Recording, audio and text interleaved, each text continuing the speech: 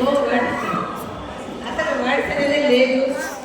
ఈరోజు నిజంగా అంబేద్కర్ జయంతి సందర్భంగా మేము చాలా డెఫినెట్లీ చాలా చేసుకుంటాం, కానీ ఇలాంటిది అన్ని స్కూల్స్లో కాలేజెస్లో అన్ని ప్రభుత్వం కానీ బాధ్యత తీసుకొని ఇలాంటివి కానీ అన్ని చోట్ల చేయగలిగితే తప్పనిసరిగా అందరి పిల్లలకి రాబోయే భవిష్యత్తులో అంబేద్కర్ అంటే ఏం చేశాడని తెలుస్తుంది.